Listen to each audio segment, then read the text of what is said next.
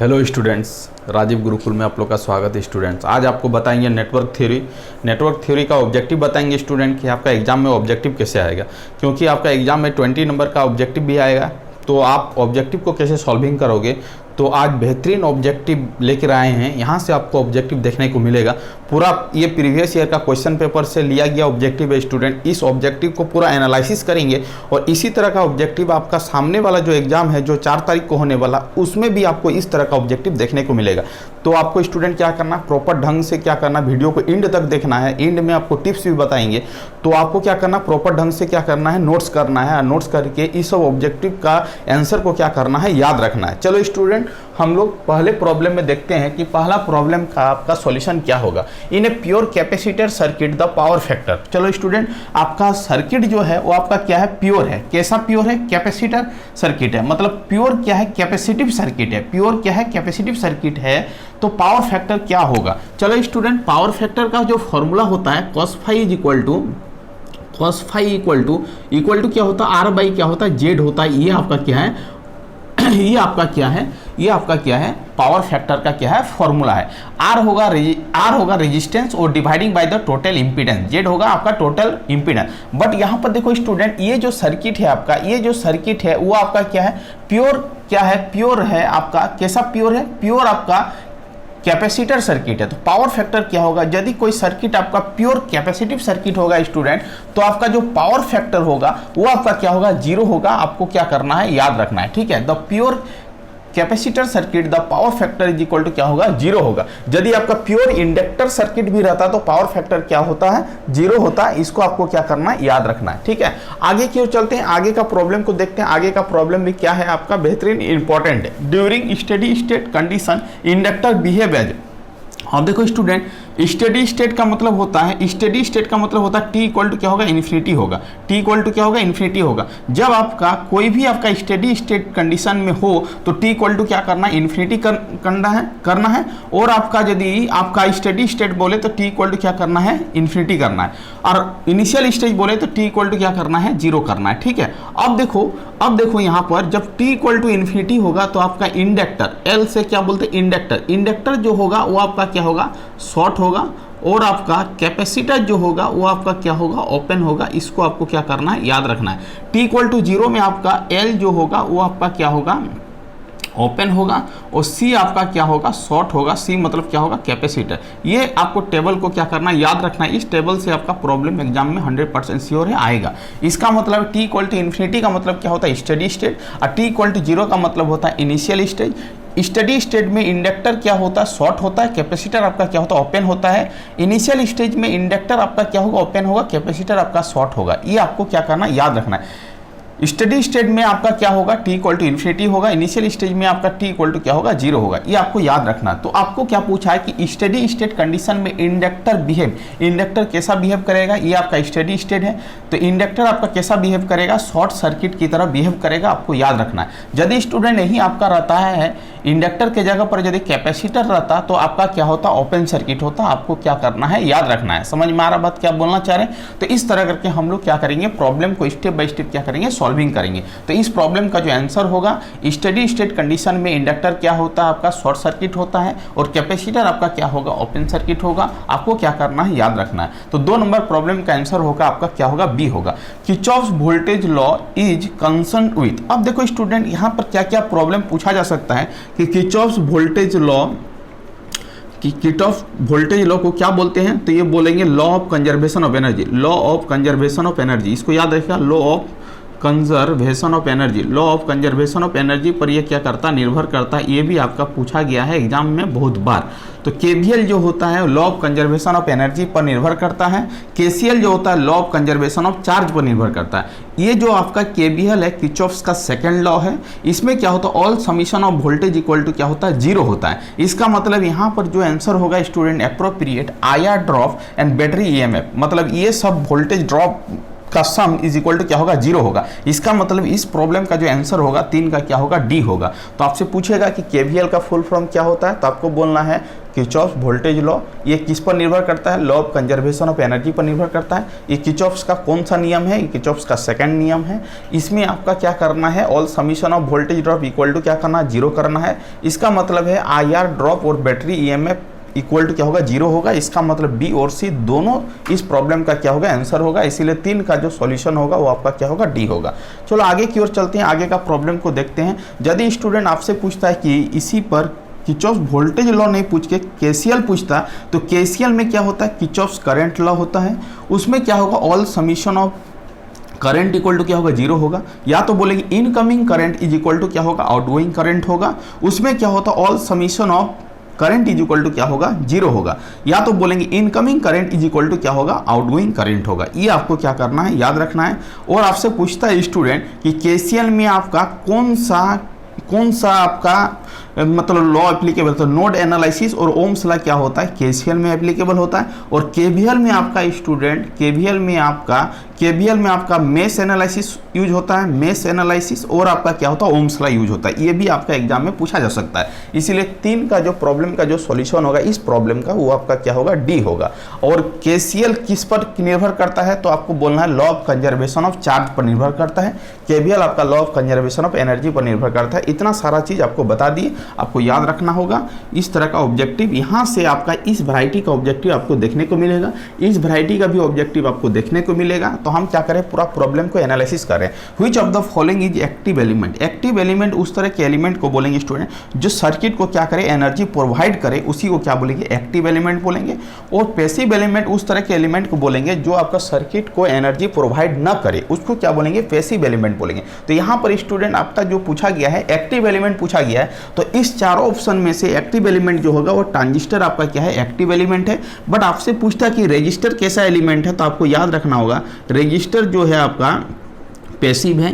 ये भी आपका स्टूडेंट क्या है? पैसिव है। आपसे पूछा है एक्टिव, इसीलिए आपको एक्टिव को टिक आउट करना है। यदि आपसे पूछता कि पैसिव एलिमेंट कौन कौन सा है, तो आपका याद करना होगा आपको रेजिस्टर, कैपेसिटर और इंडक्टर जो होता है ये पैसिव एलिमेंट होता है। ट्रांजिस्टर, डायोड, ये वोल्टेज सोर्स, करंट सोर्स, ये आपका क्या होता है? एक्टिव एलिमेंट होता है। तो यहाँ से आपका सब्जेक्टिव भी पूछा जा सकता है शॉर्ट नोट में, what is the active element and passive element. Active element उस तरह के एलिमेंट को बोलेंगे जो सर्किट को क्या करेगा? एनर्जी प्रोवाइड करेगा, उसी को क्या बोलेंगे स्टूडेंट? एक्टिव एलिमेंट बोलेंगे। जो आपका सर्किट को एनर्जी प्रोवाइड नहीं करेगा उसको क्या बोलेंगे? पैसिव एलिमेंट बोलेंगे। एक्टिव एलिमेंट में आपका वोल्टेज सोर्स आएगा, करंट सोर्स आएगा, ट्रांजिस्टर आएगा, डायोड आएगा, ये सब आपका क्या है? एक्टिव एलिमेंट है। पैसिव एलिमेंट में स्टूडेंट आपका आएगा इंडक्टर आएगा, कैपेसिटर आएगा, रेजिस्टर आएगा, ट्रांसफार्मर आएगा, ये सब आपका क्या है? पैसिव एलिमेंट है। आपको याद रखना है। इस तरह का प्रॉब्लम, इस वैरायटी का प्रॉब्लम आपको एग्जाम में देखने को मिलेगा कि आपको सिलेक्शन करना होगा कौन सा एलिमेंट एक्टिव है और कौन सा एलिमेंट पैसिव है। बट इस प्रॉब्लम का जो आंसर होगा 4 का क्या होगा? ए होगा।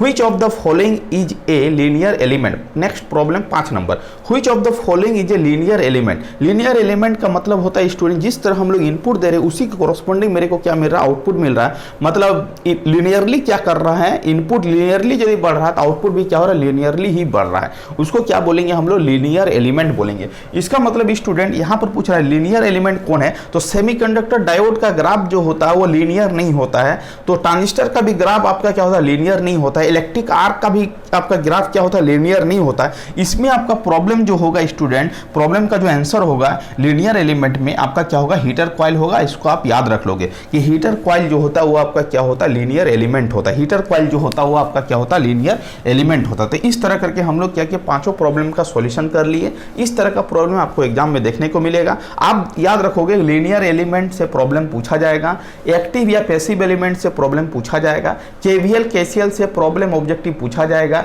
स्टेडी स्टेट कंडीशन से इंडक्टर या कैपेसिटर का बिहेव को पूछा जाएगा, प्योर कैपेसिटर सर्किट में पावर फैक्टर रिलेटेड प्रॉब्लम आपका एग्जाम में पूछा जाए। तो इस तरह का प्रॉब्लम आपका एग्जाम में देखने को मिलेगा। तो इस तरह का प्रॉब्लम को आप बढ़िया से क्या करो? बना के जाओ। ठीक है, तो आपको बता रहे हैं, पूरा एनालिसिस भी कर रहे हैं। तो इस तरह का प्रॉब्लम आपको एग्जाम में देखने को मिलेगा। तो आप आराम से क्या कर सकते हो? सॉल्विंग कर सकते हो। आप प्रॉपर ढंग से क्या करो? नोट्स बना लो। तो आपसे क्या क्या पूछेगा? आपको क्या क्या चीज़ को पढ़ना है? लीनियर एलिमेंट को पढ़ना है, एक्टिव पैसिव को पढ़ना है, केवीएल केसीएल को पढ़ना है। उसके बाद स्टेडी स्टेट कंडीशन में आपका कैपेसिटर और इंडक्टर का बिहेव कैसा होगा उसको पढ़ना है। उसके बाद आपको पावर फैक्टर रिलेटेड कॉन्सेप्ट को क्या करना, जानना है। यहाँ से आपको ऑब्जेक्टिव देखने को मिलेगा। चलो आगे की ओर चलते हैं। एसी एनालिसिस में आपका स्टूडेंट आपको बताए थे कि किसी भी सिग्नल का आई एवरेज वैल्यू का फॉर्मूला बताए थे आपका 2im बाई क्या बताए थे, पाई बताए थे। 2im बाई क्या बताए थे, पाई बताए थे। इसका मतलब I average is equal to क्या होगा, 2 बाई पाई इंटू क्या होगा, आई एम होगा। इसको सॉल्व करेंगे तो 0.637 IM होगा स्टूडेंट। इसका मतलब है इस वैल्यू को आपको एप्रोप्रिएट याद रखना है कि आई एवरेज या भी एवरेज पूछे ये कितना गुना मैक्सिमम का होगा, तो ये मैक्सिमम वैल्यू का ये IM जो होता है वो मैक्सिमम वैल्यू होता है स्टूडेंट। आपसे पूछा है ही कि मैक्सिमम वैल्यू का ये कितना टाइम्स होगा, तो 0.637 टाइम्स क्या होगा आपका, क्या होगा, एवरेज वैल्यू होगा। तो ये बोला था average value for a pure sine wave is dash time of the maximum value. कितना टाइम्स होगा, डैश टाइम कितना टाइम होगा मैक्सिमम वैल्यू का। तो स्टूडेंट ये फॉर्मूला आपको बता चुके थे। ये आपका क्या होता है, साइन वेव का एवरेज वैल्यू होता है। साइन ओमेगा टी का क्या होता है, एवरेज वैल्यू होता है 2im बाई पाई। तो इसका जो एवरेज वैल्यू होगा वो मैक्सिमम का कितना गुना होगा, 0.637 टाइम क्या होगा, गुना होगा। यही यदि पूछता है student RMS value maximum value का कितना गुना होगा, तो आपको याद रखना होगा आरएमएस वैल्यू का फॉर्मूला बताए थे स्टूडेंट, im बाई क्या बताए थे, √2 बताए थे। इसका मतलब है 1 बाई क्या हो जाएगा, √2 हो जाएगा। इसको √2 से ऊपर नीचे गुना करेंगे। प्रॉब्लम को सॉल्विंग करने के लिए ये आपका क्या होगा, IM होगा। तो ये आपका क्या हो जाएगा, √2 बटा क्या हो जाएगा 2 और क्या हो जाएगा IM हो जाएगा। √2 का वैल्यू 1.414 होता है, भागा हो जाएगा 2। इसको सॉल्व करेंगे तो 0.7 और क्या हो जाएगा आपका 0.7 और ये आपका क्या हो जाएगा IM हो जाएगा। इसका मतलब स्टूडेंट यदि पूछता कि IRMS साइन वेव का मैक्सिमम वैल्यू का कितना मल्टीप्लिकेशन होता है, तो 0.707 टाइम क्या होगा, मल्टीपल होगा। बट यहाँ पर एवरेज वैल्यू पूछा है, इसीलिए इस प्रॉब्लम का आंसर क्या होगा, ए होगा। यदि इस एवरेज वैल्यू के जगह पर आरएमएस वैल्यू कर देता है स्टूडेंट, तो आपका आंसर क्या हो जाता है, बी हो जाता है। तो आपको याद रखना है, ये दोनों कॉन्सेप्ट को याद रखना है। आपको एग्जाम में इस तरह का प्रॉब्लम देखने को मिलेगा। इसका मतलब है इस दोनों पॉइंट को आप अपने कॉपी में नोट कर लो प्रॉपर ढंग से, यहाँ से आपको प्रॉब्लम देखने को मिलेगा। तो इसीलिए इसका ऑब्जेक्टिव आपको क्या करना है, पूरा आपको याद करके जाना है। उसके बाद पूछा जा सकता है स्टूडेंट कि साइन वेव का फॉर्म फैक्टर कितना होता है। तो फॉर्म फैक्टर का जो फॉर्मूला होता है वो आपको बताए हैं IRMS बाई क्या बताए थे, आई एवरेज बताए थे। आपको बार बार बोले थे कि साइन वेव का फॉर्म फैक्टर यदि पूछे तो क्या होगा, IRMS बाई आई एवरेज। और IRMS आपका निकला है IM बाई क्या निकला है, √2 निकला है। और आई एवरेज क्या हो जाएगा, 2IM बाई क्या हो जाएगा, पाई हो जाएगा। इसको यदि सॉल्व करेंगे तो IM बाई क्या हो जाएगा, √2 पाई हो जाएगा आपका ऊपर और ये हो जाएगा 2IM हो जाएगा। इसको कैंसिल करेंगे स्टूडेंट तो पाई भागा क्या हो जाएगा 2√2 हो जाएगा। और इसको यदि सॉल्व करेंगे तो इसका फॉर्म फैक्टर 1.11 होता है। इसको आपको क्या करना, याद रखना है। इसका मतलब है कि साइन वेव का फॉर्म फैक्टर कितना होगा, तो आपको याद रखना 1.11 होगा। ठीक है। अब देखो स्टूडेंट आपसे यदि पूछेगा कि रिपल फैक्टर, ये सब चीज को बता दे रहे हैं। रिपल फैक्टर पूछेगा तो रिपल फैक्टर का जो फॉर्मूला होता है √ फॉर्म फैक्टर का स्क्वायर माइनस क्या होता है, 1 होता है। इस वैल्यू को यदि यहाँ पर 1.11 स्क्वायर माइनस 1 करेंगे तो इसको सॉल्व करेंगे तो 0. क्या होगा 48 होगा।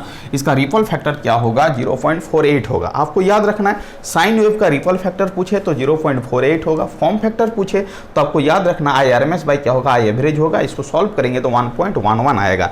या तो क्रस्ट वैल्यू या पीक वैल्यू पूछेगा स्टूडेंट, ये भी पूछा जाता है। पीक वैल्यू पूछेगा तो ये याद रखना peak value is equal to होता है कि आपका क्या, मैक्सिमम वैल्यू डिवाइडिंग बाई क्या होता है आपका, मैक्सिमम वैल्यू डिवाइडिंग बाई क्या होता है, आरएमएस वैल्यू। IM का मतलब मैक्सिमम होता है, IM हो जाएगा। और आरएमएस वैल्यू क्या हो गया, IM बाई क्या हो गया, √2 हो गया। इसको सॉल्व करेंगे तो आपका क्या आएगा, √2 आएगा। इसका मतलब है कि साइन वेव का पीक वैल्यू होगा √2। इसको सॉल्व करके आपको मिलेगा क्या, 1.414 होगा। इसको भी आपको याद रखना है। तो साइन वेव का पीक वैल्यू पूछे तो ये याद रखना है, रिपल फैक्टर पूछे तो याद रखना है, फॉर्म फैक्टर पूछे तो ये याद रखना है, आरएमएस वैल्यू इतना टाइम्स होगा मैक्सिमम का, एवरेज वैल्यू इतना टाइम्स होगा मैक्सिमम का। इतना सारा डाटा को आपको याद करके जाना है। यहां से आपको प्रॉब्लम देखने को मिलेगा, 100% श्योर है। चलो आगे का प्रॉब्लम को देखते हैं। 7 नंबर प्रॉब्लम का सॉल्यूशन करते हैं। 7 नंबर प्रॉब्लम भी क्या है आपका, बेहद इंपॉर्टेंट है। ठीक है, तो आपको नोट करते जाना है, प्रॉपर ढंग से आपको क्या करना है, नोट करते जाना है। ठीक है, तो आपको याद भी रखना है कॉन्सेप्ट कि इस तरह का ऑब्जेक्टिव आपको एग्जाम हॉल में देखने को मिलेगा। अब देखो आगे का कॉन्सेप्ट देखते हैं, आगे का प्रॉब्लम को देखते हैं कि आगे का प्रॉब्लम का सॉल्यूशन क्या होगा।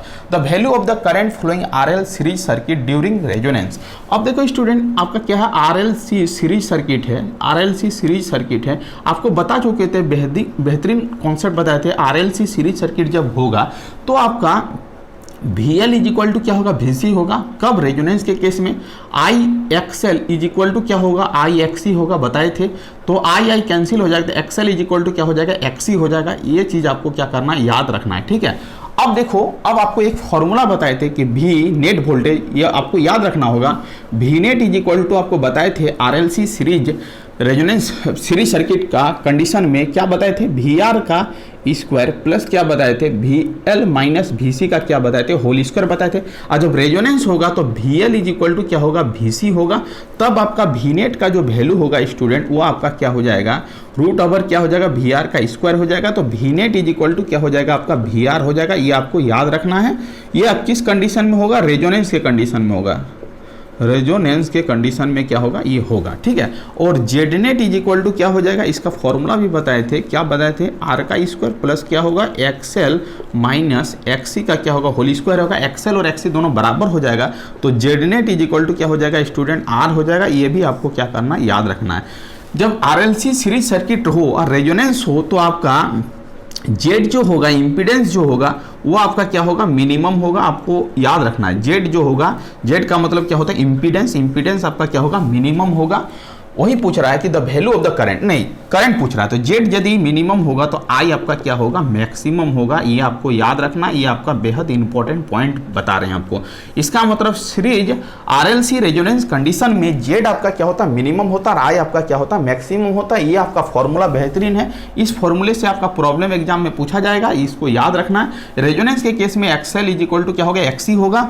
Impedance Z net is equal to क्या होगा, आर होगा। रेजोनेंस के केस में स्टूडेंट पावर फैक्टर भी पूछा जाता है कभी कभी। पावर फैक्टर क्या होगा, पावर फैक्टर जो होगा, पावर फैक्टर का फॉर्मूला होता है आर बाई जेड। ये भी आपका एग्जाम में पूछा जा सकता है, पावर फैक्टर का फॉर्मूला क्या होगा। अब देखो, आर तो ऊपर में है और जेड का वैल्यू क्या है, आर के बराबर है, कट जाएगा। इसका मतलब पावर फैक्टर का जो वैल्यू होगा वो आपका क्या होगा। और पावर फैक्टर को cos फाई से भी सूचित करते हैं। इसका मतलब पावर फैक्टर का वैल्यू रेजोनेंस के कंडीशन में क्या होगा, यूनिटी होगा। इसको पॉइंट को याद रखना है। जेड आपका क्या होगा, मिनिमम होगा। आई आपका क्या होगा, मैक्सिमम होगा। उस केस में एक्सएल इज इक्वल टू क्या होगा, एक्सी होगा। ये भी आपको क्या करना है, याद रखना है। एक्सएल इज इक्वल टू क्या होगा, एक्सी होगा। तो इसको लिख सकते हैं omega L is equal to 1 by omega C लिख सकते हैं। Omega square is equal to क्या लिख सकते हैं, 1 बाई एल सी लिख सकते हैं। ओमेगा इज इक्वल टू क्या होगा, 1 by root over L C radian per second होगा। ये फ्रीक्वेंसी भी आपका पूछा जा सकता है। एंगुलर फ्रीक्वेंसी का फॉर्मूला रेजोनेंस के केस में क्या होगा। अब देखो, फ्रीक्वेंसी का फॉर्मूला क्या होता है, ओमेगा के जगह पर 2 पाई एफ लिख सकते हैं, 1 by root over L C लिख सकते हैं। तो फ्रीक्वेंसी का फॉर्मूला क्या होगा, 1 by 2 pi root over L C होगा। इस चीज को भी आपको क्या करना, याद रखना है।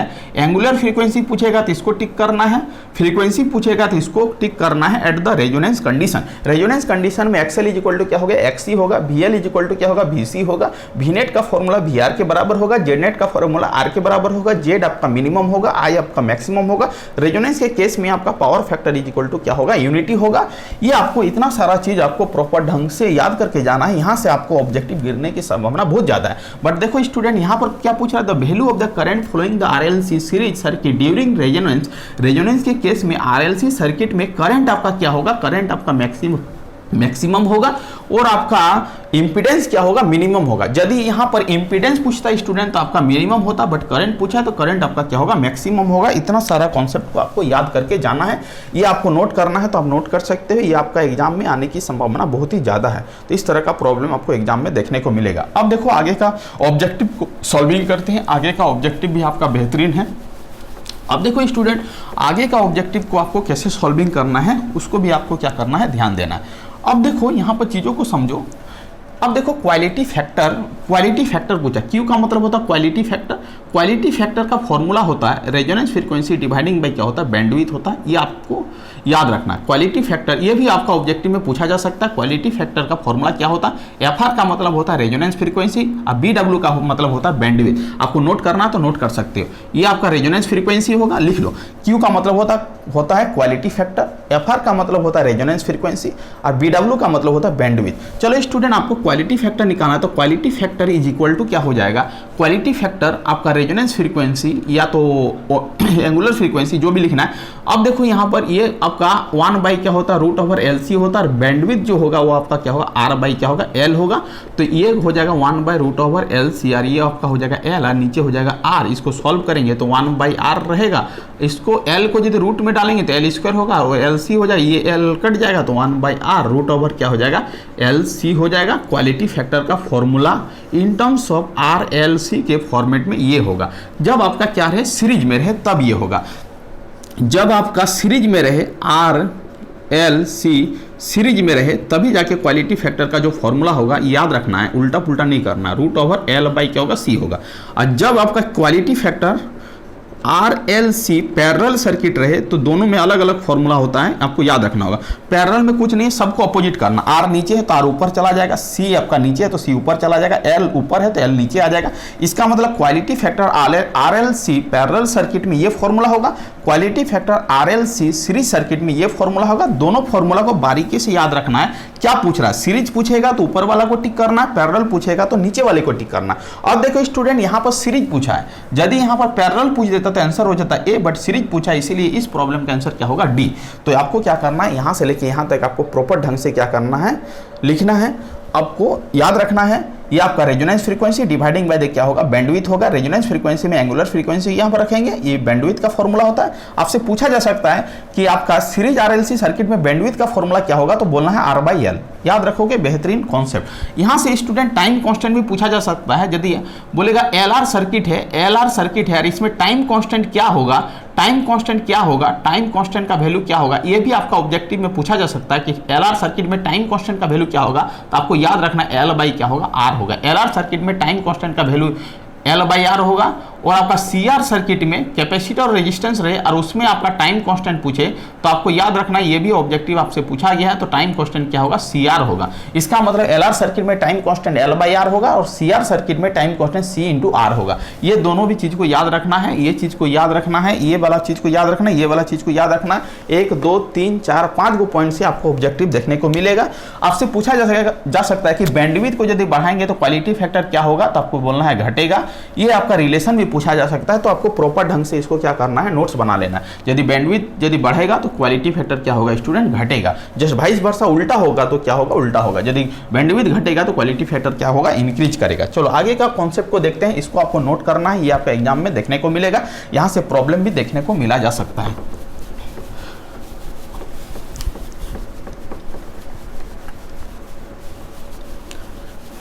अब देखो 9 नंबर प्रॉब्लम को सॉल्विंग करते हैं। ये आपका लैप्लास ट्रांसफॉर्मेशन का फॉर्मूला है। आप देखो t और e के पावर के यहाँ -at है, इसका क्या निकालना है? लैप्लास ट्रांसफॉर्मेशन निकालना है। ठीक है, अब देखो सबसे पहले समझते हैं कि हम कैसे निकालते हैं। e के पावर -at का जो लैप्लास ट्रांसफॉर्म होता है स्टूडेंट, उसको आपको याद रखना है। क्या होगा? 1/s, और यहाँ पर माइनस है तो यहाँ पर क्या होगा? प्लस होगा। इस चीज़ को आपको क्या करना है? याद रखना। यदि ये चीज़ पूछता कि e के पावर -at का लैप्लास ट्रांसफॉर्म क्या होगा तो ये होगा। और इसमें क्या किया? दो फंक्शन को एक साथ मिला के लैप्लास ट्रांसफॉर्मेशन पूछा तो कुछ नहीं है। पहले क्या करो? टी स्क्वायर का लैप्लास ट्रांसफॉर्म क्या होगा? आपको टी का लैप्लास ट्रांसफॉर्म क्या होगा? तो टी का जो लैप्लास ट्रांसफॉर्म होता है स्टूडेंट 1 क्या होता है? एस स्क्वायर होता है। अलग अलग करके हम लोग क्या किए? निकाल लिए। टी का लैप्लास ट्रांसफॉर्म ये होता है, ई के पावर -at का लैप्लास ट्रांसफॉर्म ये होता है। अब क्या करना? दोनों को साथ में करना है। तो इसका मतलब टी का लैप्लास ट्रांसफॉर्म पहले लिख लेते हैं। टी का लैप्लास ट्रांसफॉर्म क्या होगा?